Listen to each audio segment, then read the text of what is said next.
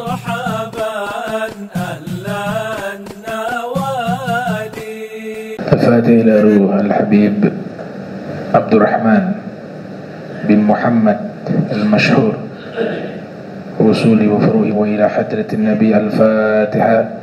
أعوذ بالله من الشيطان الرجيم. بسم الله الرحمن الرحيم. الحمد لله رب العالمين الرحمن الرحيم مالك يوم الدين. إياك نعبد وإياك نستعين. اهدنا الصراط المستقيم صراط الذين أنعمت عليهم غير المغضوب عليهم ولا الضالين آمين.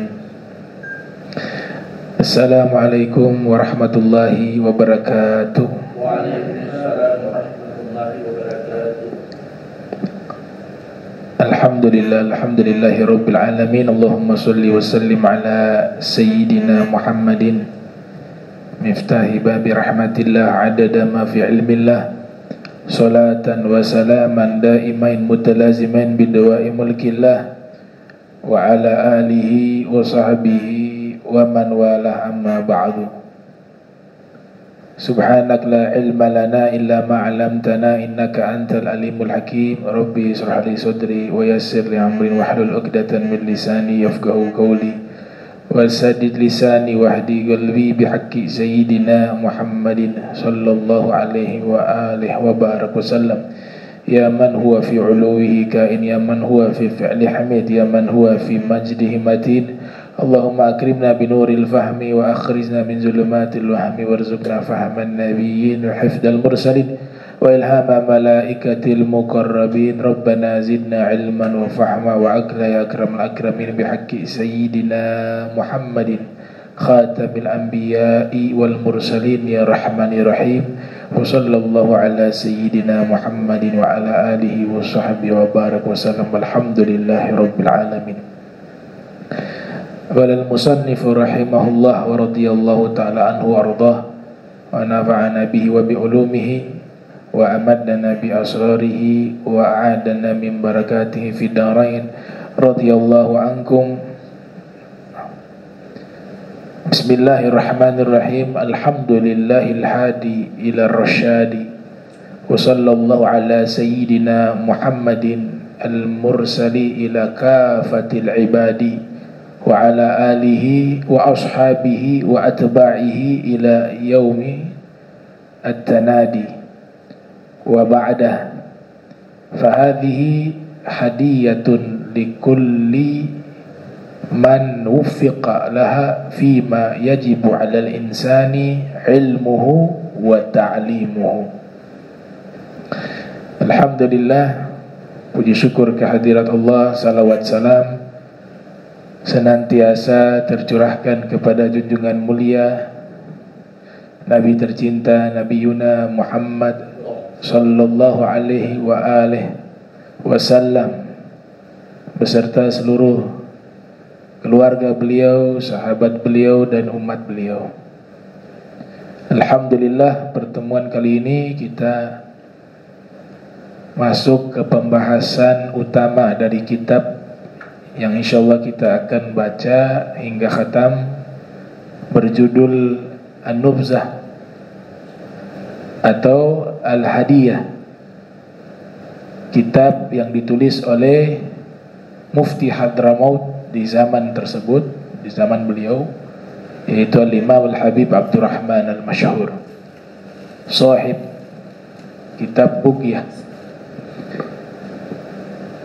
Di awal kitab tentu biasanya dimulai dengan basmalah ya, untuk mengikuti apa yang telah Allah Ta'ala mulai di dalam kitab sucinya Al-Quran. Ibda'u bima bada'allahu bihi. Mulailah dengan apa yang telah Allah mulai ya, dalam Al-Quran. Allah memulai kitab suci Al-Quran dengan basmalah, bismillahirrahmanirrahim. Maka para ulama mengikuti itu. Di dalam kitab-kitab mereka diawali di kitab tersebut, di prolog dari kitab yang mereka tulis diawali dengan bismillahirrahmanirrahim. Setelah itu beliau lanjutkan dengan pujian alhamdulillah, mengikuti tartib suratul Fatihah yang diawali dengan basmalah, setelah itu dilanjutkan dengan alhamdulillahirabbil alamin. Dan beliau sampaikan pujian, ya, salawat juga dan salam kepada Nabi Muhammad sallallahu alaihi wasallam beserta keluarganya, sahabatnya dan pengikutnya sampai generasi orang-orang yang akhir dari kehidupan di dunia ini, atau kehidupan yang paling akhir, yaitu yaumul qiyamah. Ya, setelah yaumul qiyamah tidak ada lagi kehidupan di dunia ini.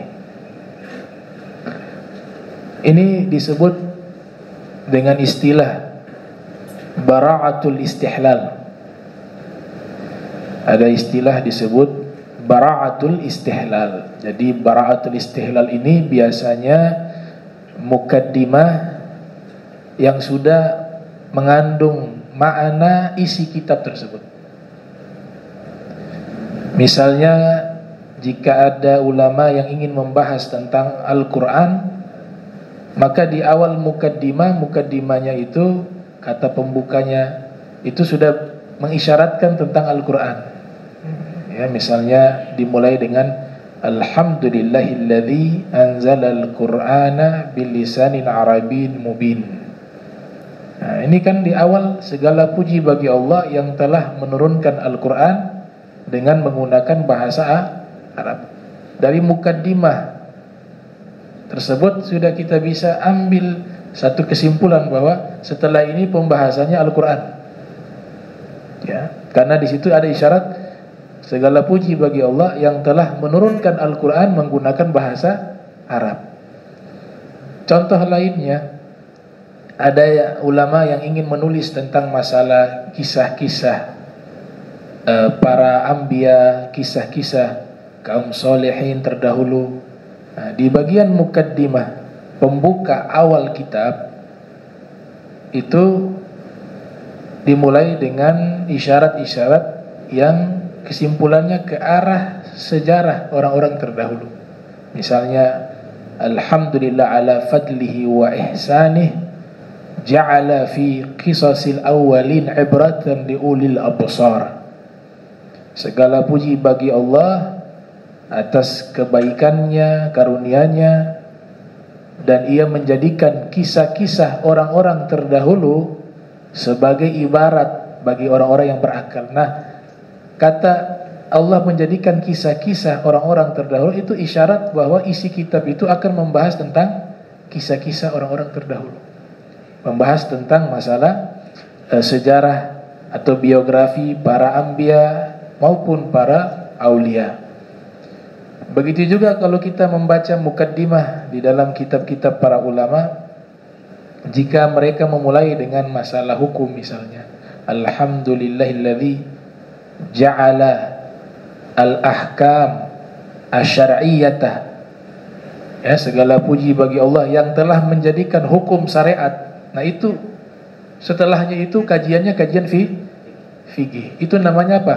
Bara'atul istihlal. Namanya bara'atul istihlal. Nah, kita harus memahami itu, ya. Dan itu satu cara yang nanti bisa mempermudah orang mengetahui bahwa setelah kata sambutan tadi, kata pembuka tadi, apa yang akan dibahas. Itu bisa diketahui dengan awal pembuka kalimat tadi, ya, bara'atul istihlal. Begitu juga kalau ada yang mukaddimahnya, pembuka kalimatnya memulai dengan alhamdulillahilladzi ja'ala al-lughah al-arabiyyah ahsana lughah. Misalnya, segala puji bagi Allah yang telah menjadikan bahasa Arab sebaik-baiknya bahasa. Berarti setelahnya pembahasannya apa? Tentang bahasa Arab. Ya, walaupun tidak semua ya menggunakan cara ini ya, tapi biasanya ulama-ulama al-adib yang memang pakar di bidang sastra Arab, mereka punya keahlian tersebut, memulai mukaddimah yang substansinya adalah isi kajian dari kitab yang mereka tulis ataupun ceramah yang nanti mereka sampaikan. Itu namanya apa? Bara'atul istihlal. Kita ketahui ilmu sastra itu harus menguasai 6 ilmu. Ya, Imam As-Suyuti dalam kitab Syarhu Uqudil Juman, ya, fi Syarhil Al-Ma'ani wal Bayan, mengatakan di situ bahwa ulumul adab sittatun, ilmu-ilmu sastra ada 6. Yang pertama al-lughah, ilmu lughah, ilmu bahasa Arab, baik fiqhul lughah atau falsafatul lughah, atau al-furuq al-lughawiyah. Yang kedua as-sarfu, ilmu saraf. Yang ketiga nahwu, ilmu nahwu. Yang keempat al-ma'ani, ilmu ma'ani. Yang kelima al-bayan, ilmu bayan. Yang keenam al-badi', ilmu badi'. Yang 3 ilmu yang akhir ini dikenal dengan ilmu balaghah, ya, yang mengkodifikasi 3 ilmu ini kemudian dijadikan satu ilmu yang populer dengan sebutan ilmu balaghah adalah salah satu tokoh ulama ahli bahasa Arab bernama Syekh Abdul Qahir Al-Jurjani, dalam kitab yang beliau tulis berjudul Asrarul Balaghah. Baik. Nah, itu sebagai pembuka, ya. Pembuka dari mukaddimah yang disampaikan oleh Al-Habib Abdurrahman. Dan setelah itu biasanya ada lanjutan dengan kata wa ba'du, ya, atau amma ba'du. Di dalam Sahih Al-Bukhari itu ada bab khusus tentang amma ba'du. Diceritakan dalam kitab Sahih Al-Bukhari yang ditulis oleh Al-Imam Al-Bukhari yang lahir 194 Hijriah, wafat 256 Hijriah. Nabi ketika menyampaikan khutbah, terutama khutbah Jum'ah, itu selalu Nabi mengatakan amma ba'du, amma ba'du. Wa amma ba'du ini disebutkan di dalam kitab tafsir. Yang pertama kali mengucapkan itu ada banyak pendapat ulama. Ada yang mengatakan Nabi Allah Idris alaihissalam yang pertama kali melafadzkan kalimat amma ba'du. Ada sebagian juga mengatakan yang pertama kali melafadzkan amma ba'du Nabi Allah Daud alaihissalam. Ya, karena di dalam Al-Quran itu ada ayat, ya, kami berikan wa ataina, ya, kami berikan kepada Nabi Daud itu faslal khitab. Kami berikan kepada Nabi Daud al-mulka, kerajaan, dan wa faslal khitab, pemisah daripada pidato. Al-faslal khitab ditafsirkan amma ba'du. Ada juga yang berpendapat amma ba'du ini yang pertama kali mengucapkan imma Ka'ab bin Lu'ay, kakek buyut Nabi, karena yang pertama kali khutbah Jumat kakek buyut Nabi yang bernama Sayyiduna Ka'ab bin Lu'ay. Beliau yang pertama kali menyampaikan khutbah al-Jum'ah, dan beliau yang menamakan hari Jumat dengan hari Jumat, yang awalnya namanya Yaumul Arubah. Dan beliau dikatakan fi riwayah yang melafadzkan amma ba'du pertama kali dalam satu pendapat. Ada yang mengatakan Sayyiduna Qusay. Namun pendapat yang dikuatkan yang pertama kali mengucapkan amma ba'du itu menurut Syekh Ibrahim Bajuri adalah Nabi Allah Daud alaihissalam. Itu yang dikuatkan oleh Syekh Ibrahim Bajuri, pendapat beliau. Nah, Ibnu Mulakin yang lahir tahun 723 Hijriah, wafat 804 Hijriah, beliau menyebutkan bahwasanya lafaz amma ba'du bisa dibaca dengan 4 cara. Dengan 4 cara. Bisa kita baca amma ba'du, dan itu yang paling afdol, sebab Nabi biasanya berkhutbah melafadzkan amma ba'du sebagaimana yang termuat di dalam Sahihul Bukhari. Bisa dibaca juga dengan amma ba'da. Dan juga bisa dibaca dengan amma ba'dun ditanwin, dan juga bisa dibaca dengan amma ba'dan. Bahkan lafaz amma bisa diganti dengan waw, wa ba'du, wa ba'da, wa ba'dun, wa ba'dan. Setelah lafaz amma ba'du atau amma ba'da itu harus ada huruf fa, namanya huruf fa rabithah. Ya, di sini ada. Nah, ini menunjukkan kealiman musannif ya. Ketahuan dari amma ba'du, kalau setelahnya itu tanpa huruf fa berarti belum memahami hukum membaca amma ba'du. Jadi setelah amma ba'du, setelahnya wajib ada huruf fa. Di sini ada huruf fa. Ya. Wa ba'du di sini lafadznya. Fa hadhihi, fa hadhihi ada fa, namanya fa rabithah. Huruf fa rabithah ini selalu terikat dengan amma ba'du. Di mana ada lafadz amma ba'du atau wa ba'du, maka setelahnya itu yang paling afsah harus ada huruf fa. Kebiasaan ya, kadang saya juga sendiri membaca kurang tepat. Ya, bukan orang lain, saya sendiri membaca kurang tepat dengan lafaz amma ba'du. Sebab biasanya setelah kita sampaikan alhamdulillah, salawat kepada Nabi, di bagian akhir wa ala alihi wa ashabihi ajmain amma ba'du. Setelah itu baru faya ayyuhan nas usikum wa nafsi bitaqwallah. Biasanya dalam khutbah Jumat. Ini memang tidak mengapa ya. Tapi kalau mengikuti kaidah yang tadi sudah disampaikan, amma ba'dunya itu harusnya berhenti setelah lafaz akhir dari mukaddimah. Jadi ajma'in berhenti di situ. Setelah itu amma ba'du faya ayyuhan nas. Bukan wa ala alihi wa ashabihi ajma'in amma ba'du. Kemudian saya katakan faya ayyuhan nas. Nah, itu kurang tepat. Kenapa? Karena tadi amma ba'du itu harus mengikuti fa rabithah, gak bisa dipisah. Jadi harus setelah amma ba'du setelahnya huruf fa. Maka cara yang paling tepat, yang paling afdal, wa ala alihi, misalnya wa ala alihi wa ashabihi ajma'in, berhenti di situ. Kemudian saya lanjut. Amma ba'du faya ayyuhan nas. Paham ya? Jadi dia sepaket dengan apa? Amma ba'du dengan huruf fa. Tapi kalau tadi saya berhenti wa ala alihi wa ashabihi ajma'in amma ba'du, berarti terpisah dengan fa. Padahal fa rabithah namanya fa rabithah, yang selalu terikat dengan lafaz amma ba'du. Nah, itu terkait masalah amma ba'du.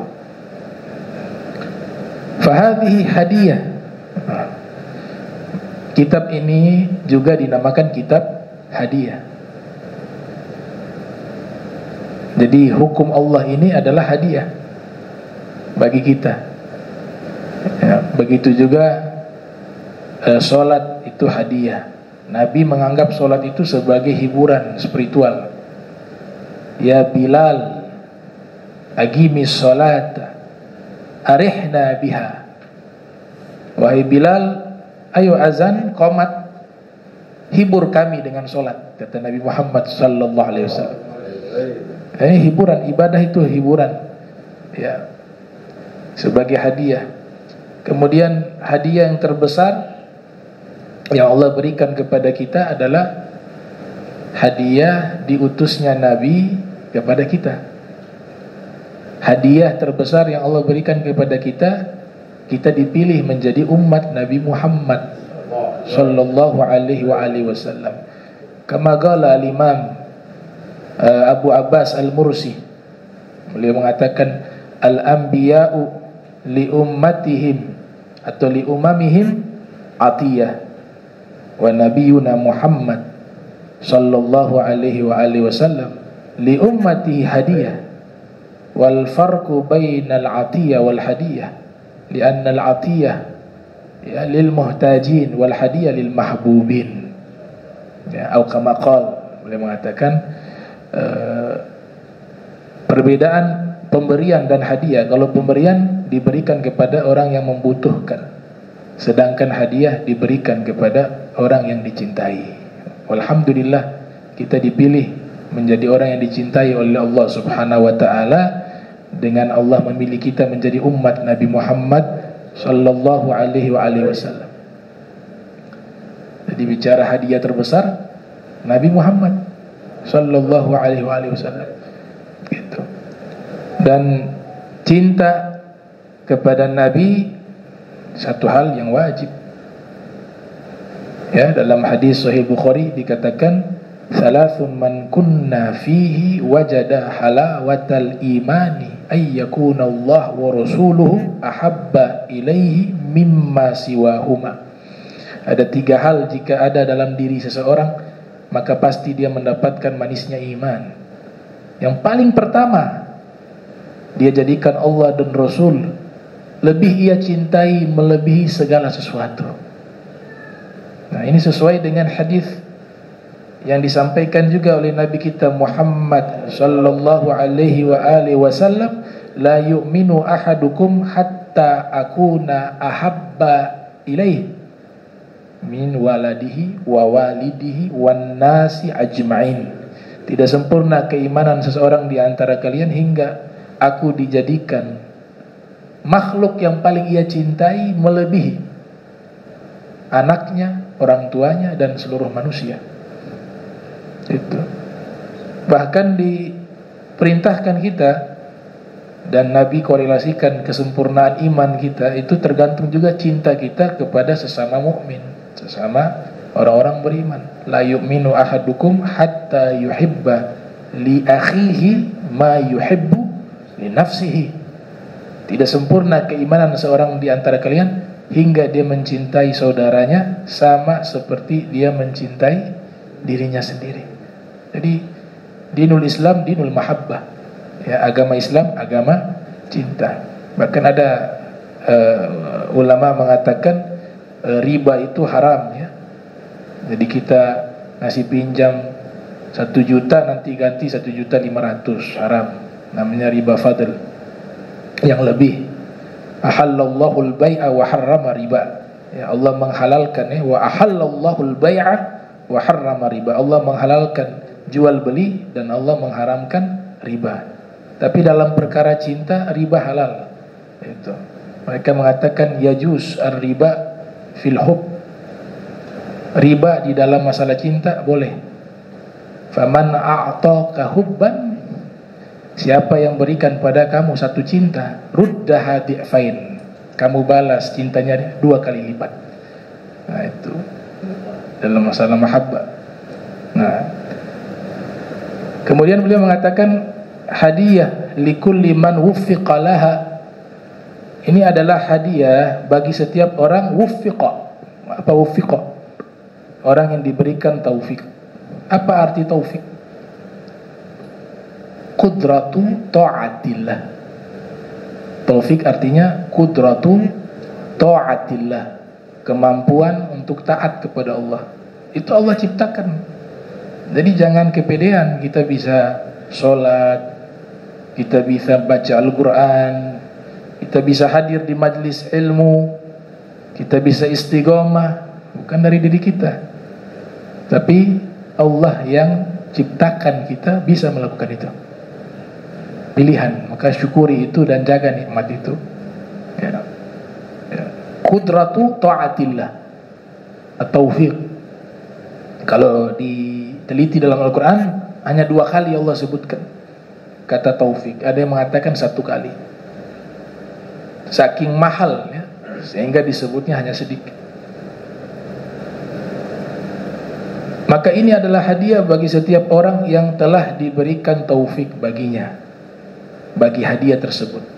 Fima yajibu, pada apa-apa yang wajib, alal insani, bagi manusia.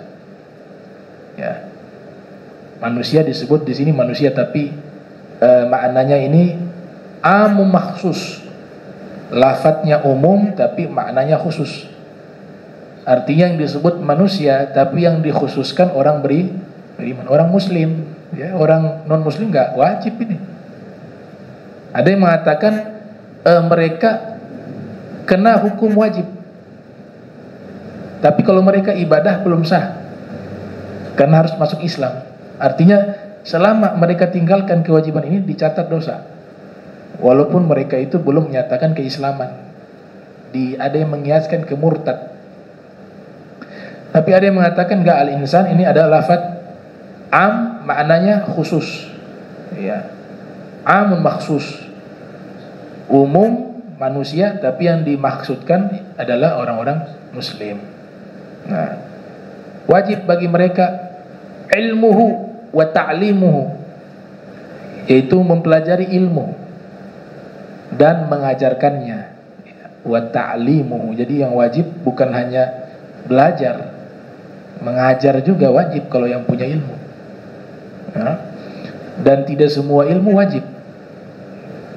Ilmu yang wajib bagi setiap muslim itu 3 ilmu tadi yang biasa disebut dalam hadis Nabi, talabul ilmi faridatun ala kulli muslim. Coba perhatikan, menuntut ilmu wajib bagi setiap muslim. Hadzal hadis Nabi, dan hadis ini lahu syawahid, dia punya penguat-penguat, jadi termasuk hadis yang kuat. Bahkan Imam Suyuti punya risalah khusus membahas kumpulan hadis talabul ilmi faridatun ala kulli muslim, yang kesimpulannya hadisnya lahu syawahid, punya penguat-penguat. Di situ kan alif lam ilmu, talabul ilmi, bukan talabu ilmin. Nah, alif lam di sini menunjukkan bahwa ilmu tertentu yang wajib, tidak semua ilmu itu wajib.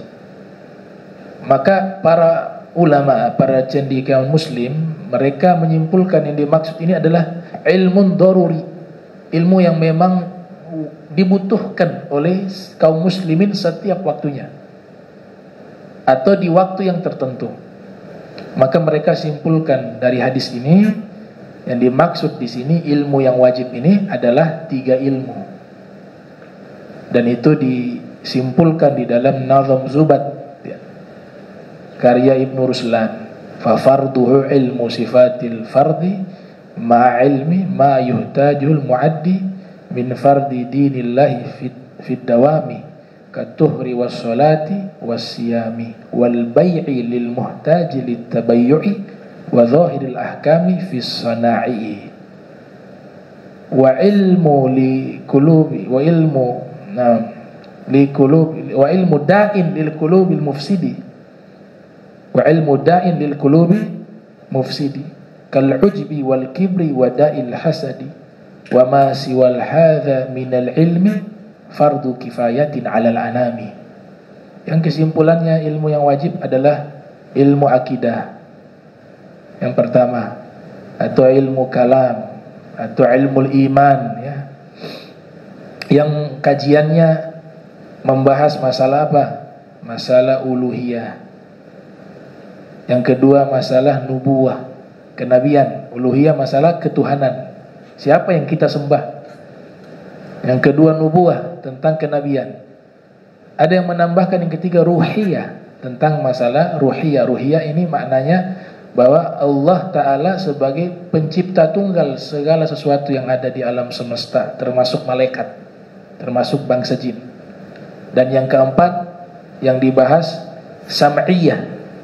Sam'iyah adalah berita-berita gaib yang disampaikan oleh para nabi. Semua berita yang disampaikan oleh para nabi namanya sam'iyah, ya. Ini yang dikaji dalam ilmu tauhid, ilmu kalam, ya, namanya berbeda tapi substansinya sama. Ilmu akidah, kalau bahasa kontemporer teologi, ya, cuma ini istilah sering dipakai oleh agama lain. Dan paling awal disebut ilmu iman karena membahas tentang rukun iman, arkanul iman.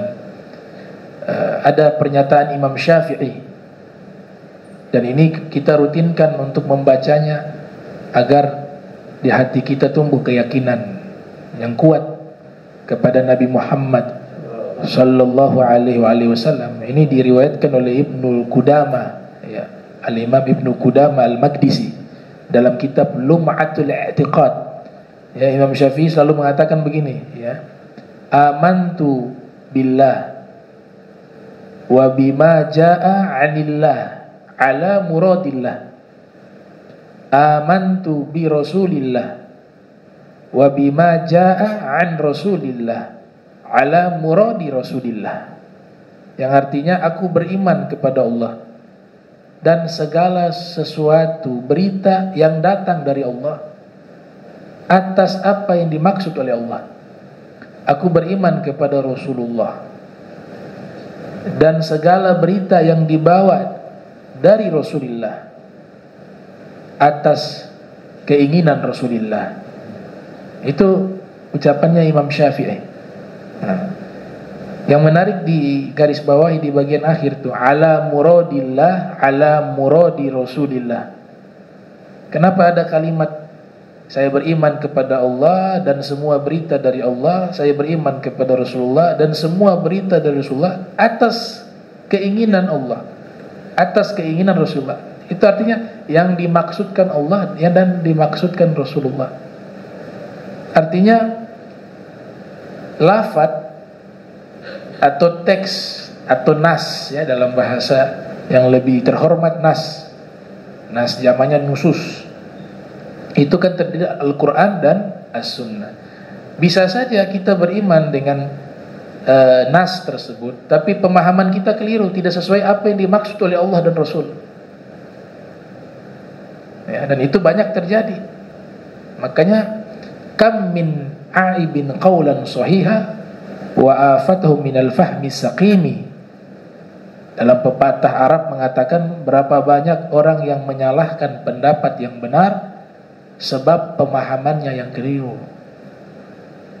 Bukan nasnya yang salah, tapi pemahaman terhadap nas itu yang keliru. Makanya tidak cukup hanya memahami teks. Kita butuh yang namanya metodologi memahami nas. Dan itu yang dituangkan oleh Abuya As-Said Muhammad bin Alwi Al-Maliki dalam kitabnya Manhajus Salaf fi Fahmin Nusus. Metode para salaf di dalam memahami nas, ya. Itu. Jadi beliau mengatakan 3 ilmu tadi wajib tuh. Ilmu akidah membahas tadi uluhiyah, nubuwah, ruhiyah, sam'iyah. Dan yang kedua ilmu fikih yang dibahas ibadah, ya, dan kitab ini hanya membahas masalah ibadah. Kemudian muamalah. Kemudian yang ketiga yang dibahas munakahah, tentang hukum pernikahan. Dan keempat muaqabah atau fiqhul jinayah, yang membahas tentang hukum pidana perdata dalam versi hukum Islam. Itu yang dibahas dalam ilmu fikih. Tapi yang wajib bagi kita yang ibadah. Yang muamalah itu kalau kita ingin melakukan perbuatan itu maka mulai wajib. Ya, adapun yang muaqabah wajibnya kepada seorang hakim yang menggunakan hukum Islam.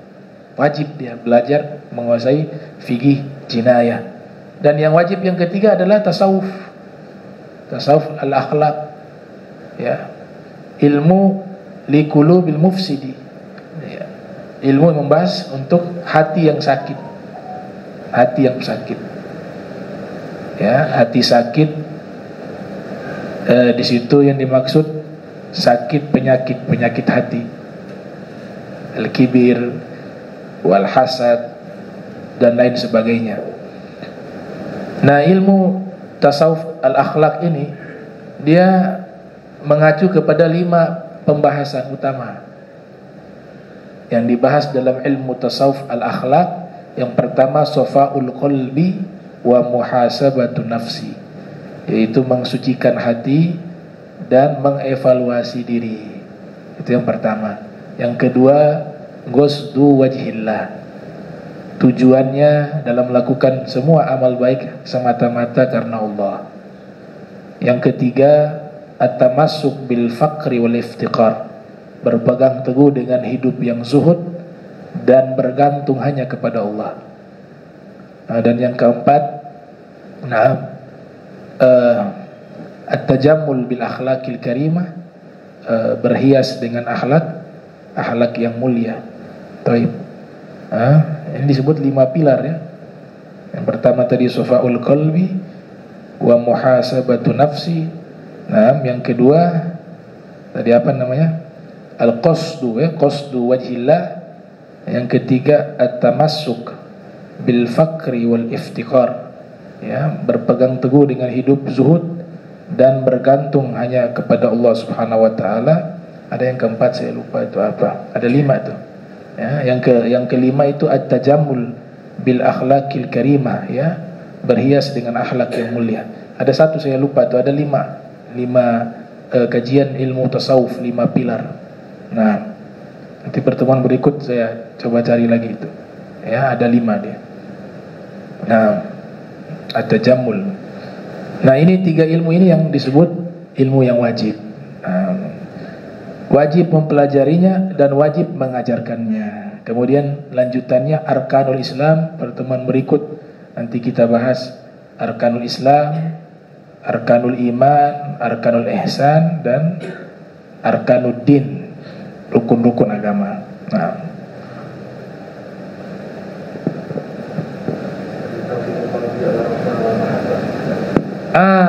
yang keempat tadi tautinul qalbi 'alal rahmati wal mahabbah. Ya, jazakumullah khair. Sahih betul ya? Itu pakai kitab apa itu?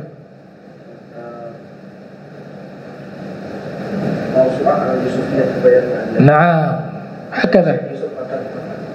5 benar ya?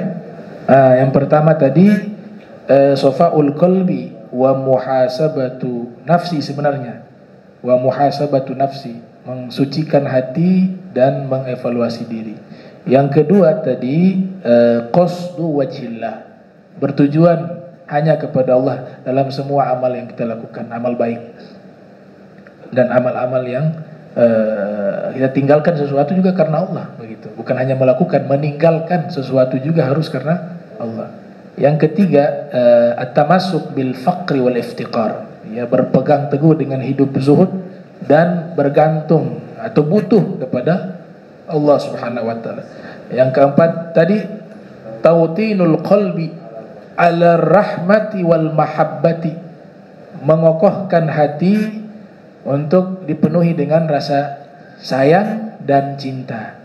Dan yang kelima itu adalah at-tajammul bil akhlaq, itu berhias diri dengan akhlak yang mulia. Ini yang dibahas dalam ilmu tasawuf al-akhlaq. Nah, ya. Bismillahirrahmanirrahim. Alhamdulillahirabbil alamin. Allahumma salli wa sallim ala sayyidina Muhammad. Allahumma jam'ana hadza jam'a marhuma wa tafarraqna min tafarruqan ma'zuma wa la tajal minna wa la minna syakila mahruma. Subhanaka bihamdika asyhadu an la ilaha illa anta astaghfiruka wa atubu ilaik. Wa sallallahu ala sayyidina Muhammadin wa ala alihi wa sahbihi wa barak wa sallam. Walafu minkum, wassalamu alaikum warahmatullahi wabarakatuh.